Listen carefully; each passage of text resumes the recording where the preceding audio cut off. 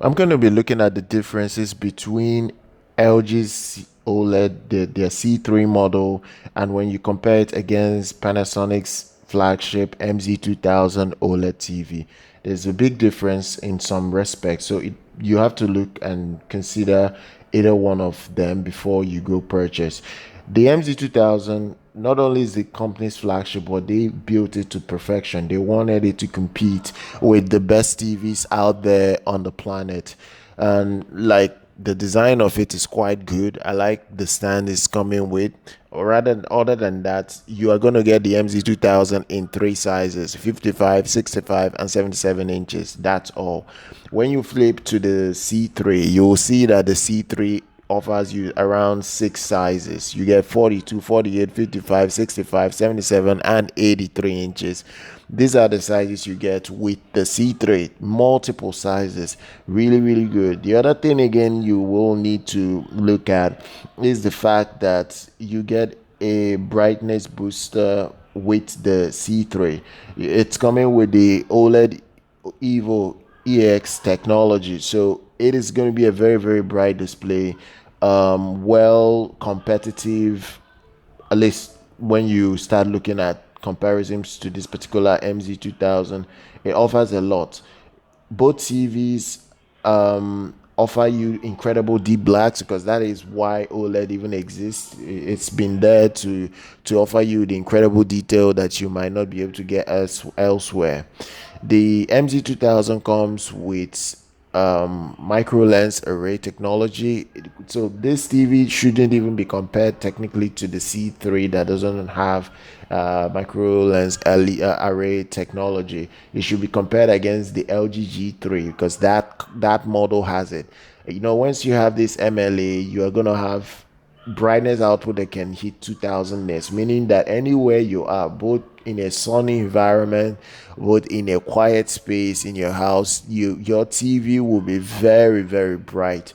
Your TV will be very bright and should be able to handle any background lights, unlike the older OLEDs. Is that good? The other thing again is that this MZ2000 is coming with a heatsink. When you look at it, when compare it against the other model, which is the C3 from LG, the C3 does not have any heatsink, but it does have game optimizer. It does have a brightness booster. And the other thing again is that if you look at the MZ2000, you will see that it only has the older Wi-Fi 5, but when you compare it against the LG model comes with more recent Wi-Fi standard.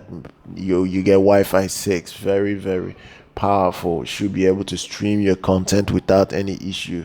Both OLED TVs are using the white OLED panel, so they will be a bit similar in many respects, especially if you're using it to test stuff. Another thing again is the fact that the video processor you get on the LG is the Alpha 9.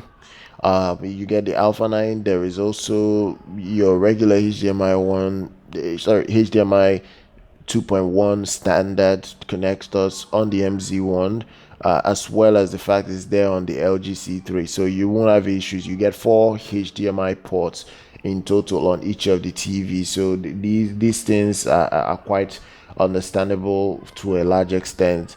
Now, the other thing again is that HDMI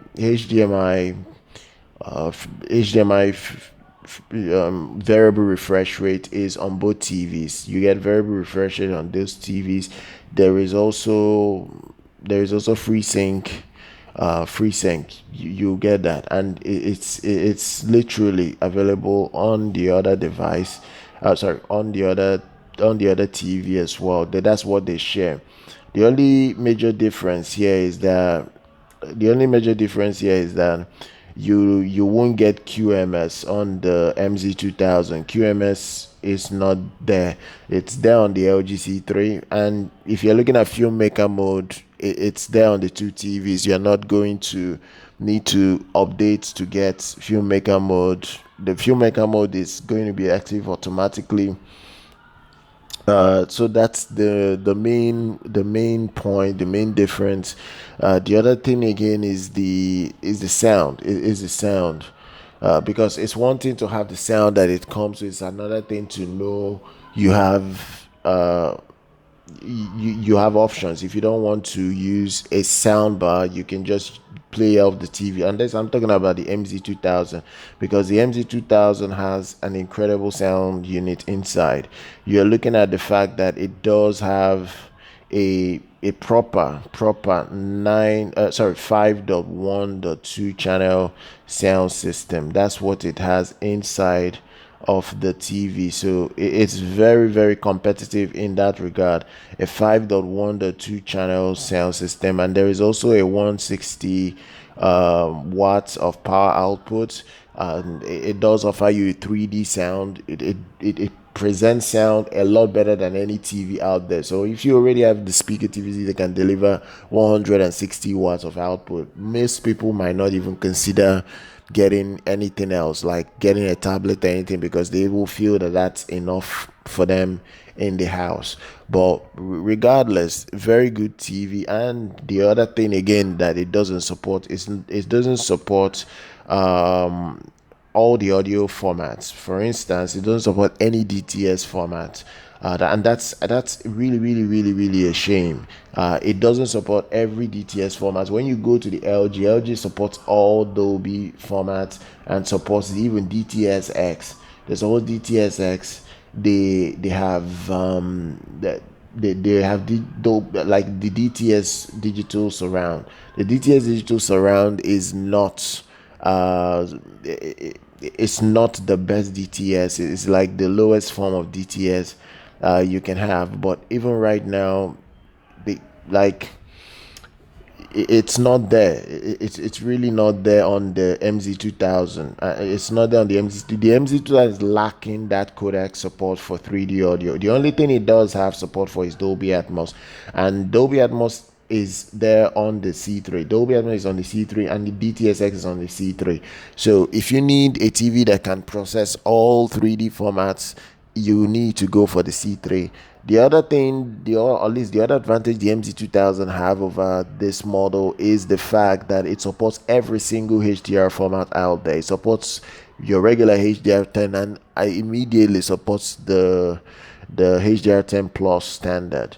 That HDR10 Plus standard was left for Samsung, so it's been like this for a couple of years. It's been very it's just a consistent factor. So it's just what it is. But regardless, very, very good products. No complaints whatsoever.